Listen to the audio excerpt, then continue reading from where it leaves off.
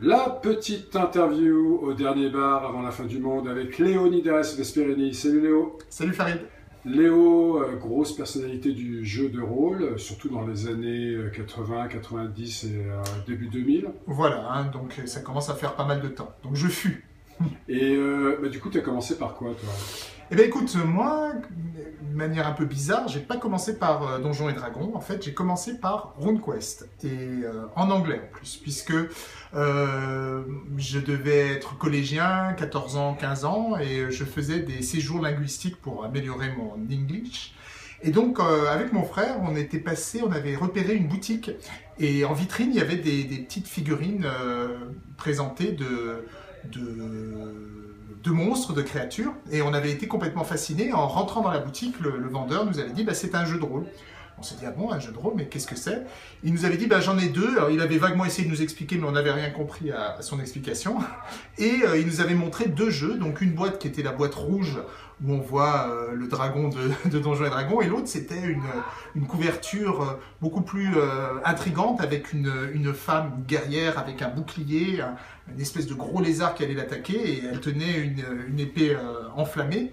Et avec mon frère, on avait trouvé que c'était plus adulte, plus sombre, et donc on avait choisi ce jeu-là, et ce jeu-là, c'était RuneQuest. Mais vous avez joué avec, du coup? Alors, on a joué, mais alors au départ, on savait pas du tout comment ça se jouait. On n'avait pas saisi vraiment le principe du jeu de rôle, du fait qu'on incarne un personnage, qu'il y a des interactions, qu'on joue comme si on était ce personnage. Nous, on joue avec les figurines, on avait dessiné une sorte de labyrinthe, on croisait des monstres, et on combattait les monstres avec le labyrinthe. Mais on a découvert le principe vraiment du jeu de rôle plus tard avec le fameux hors-série de jeux et stratégie, où là, il y avait toute la liste des jeux de rôle de l'époque, et donc ça a commencé comme ça. Donc du coup au lycée, et professionnellement, on peut dire professionnellement, comment tu as commencé à travailler pour le jeu de rôle? Alors, amateur peut-être, mais... Eh ben voilà, tout a commencé de par cette passion pour RuneQuest. On a créé, mon frère et moi, un fanzine qui s'appelait Quest au tout début. Donc on avait imprimé à la main, enfin photocopie, relier, relire à la main, et qu'on avait vendu très cher d'ailleurs, c'était un record à l'époque je crois, dans les boutiques de jeux de rôle. Et on a rencontré un assez grand succès, et on s'est fait remarquer grâce à ça. Et à partir de là, j'ai écrit dans d'autres magazines de l'époque, donc Cassius Belli, ou alors tous les magazines d'éditeurs qui existaient à l'époque, comme Tattoo, le supplément des cartes, Plasma, voilà, donc un petit peu dans tous ces magazines-là à l'époque. Et par la suite, j'ai continué, donc j'ai traduit Shadowrun, qui était un des jeux qu'on avait découvert et dont on parlait dans Quest à l'époque, la deuxième édition.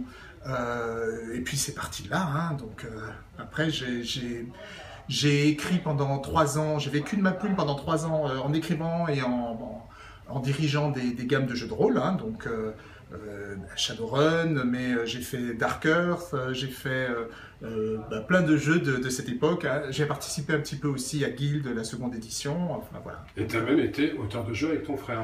Et j'ai été auteur de jeu avec le jeu Tohan, en effet, qui était en fait une série de Philippe-José Farmer qui nous avait fascinés, là encore, jeunes ados, mon frère et moi. Série littéraire, donc une série littéraire de Philippe-José Farmer, exactement. Et on s'était dit, mais le contexte est génial, ça ferait un super jeu de rôle.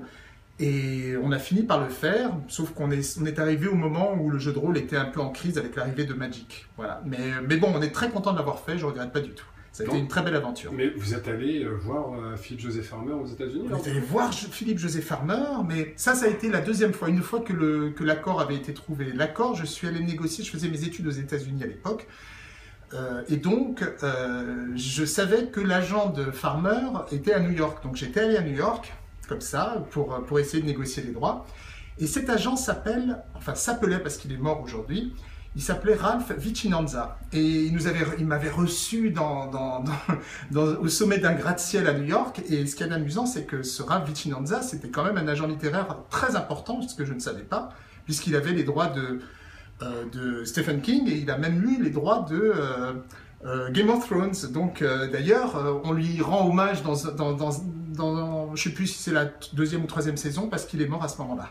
Donc impressionnant en tout cas, après ça, tu t'es lancé dans l'aventure de la presse. Après, exactement, après le jeu de rôle et tout ça, en écrivant, en vivant un petit peu de ma plume, bah, j'ai noué des contacts un petit peu dans le milieu de la presse et j'ai eu l'opportunité de devenir professionnel là-dedans.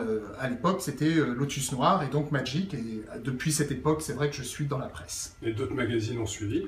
Plein de magazines ont suivi et ça continue aujourd'hui. Je suis chez Tournon, je m'occupe de beaucoup de titres jeunesse, notamment Manga Kids, les suppléments Manga Kids, et également Ravage, même si on a un problème en ce moment, mais il va ressortir. Donc voilà, je m'occupe de plein de magazines et ça fait pas mal de temps maintenant. Merci beaucoup Léo. Mais de rien. Et puis à bientôt. À très bientôt.